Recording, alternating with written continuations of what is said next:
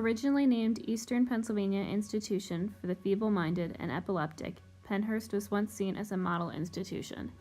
This state-funded school and hospital center was at the heart of the human rights movement that revolutionized the country's approach to health care for the mentally and physically handicapped. It first opened its doors in 1908 with the intention of helping the members of the community. Society was admitting family members and friends so they no longer needed to care for them. Society turned a blind eye because they did not want the feeble-minded to be a part of the community. They admitted anyone they saw as outcasts, such as immigrants, orphans, and criminals. As Pennhurst was completely isolated from the city, people saw it as an easy solution to reducing the amount of disabled people from the town's gene pool. Once in, every patient was given a classification mentally as either imbecile or insane, and physically as epileptic or healthy. The state-funded school and hospital was a self-sufficient community, containing more than 30 buildings. It had its own power plant, farm, and hospital, where residents could work day to day with the intention to better themselves. However, this quickly changed in 1912, when Pennhurst faced its first overcrowding issue. The issues did not slow down from there. By 1955, Pennhurst peaked and housed around 3,500 people, most of which being children.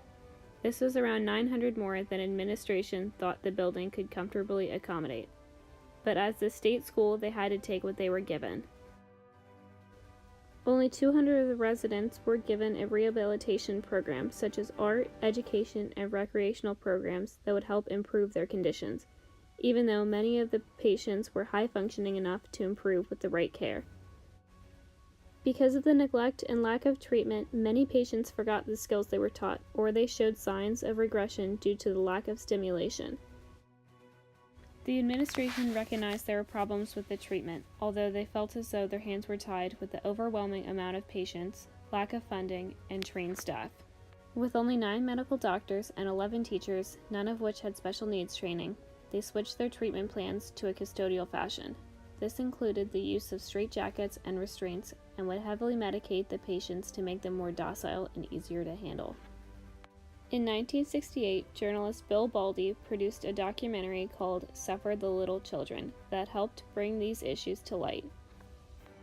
This was the first time the public was seeing the true conditions of Pennhurst.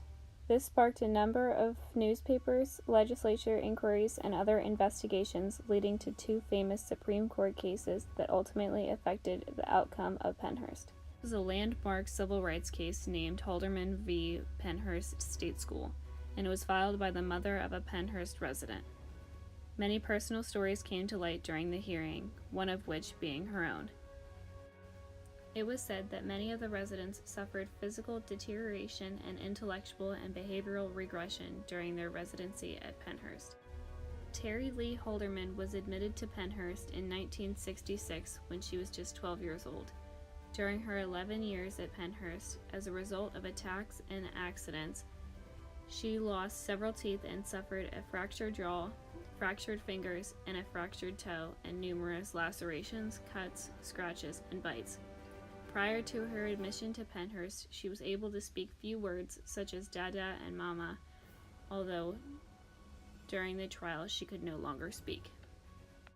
Pennhurst closed in 1986 with the promise of letting patients into group homes or getting the community to help out. However, this was unrealistic due to the amount of institutions closing at this time. Therefore, thousands of patients were displaced with the hope that they would be cared for by the community.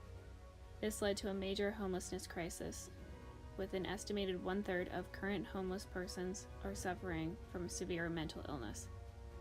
Many of these fall under what is known as a revolving door syndrome, where displaced patients only remain out of hospitals for a short amount of time before they are placed back into hospitals or jail, proving that they are not getting the help they need. A section of Pennhurst was purchased by a businessman for $2 million and turned into a haunted attraction open to the public. On the other side, Pennhurst Memorial and Preservation Alliance works on creating a space for those to understand, learn, and remember the people that once lived there.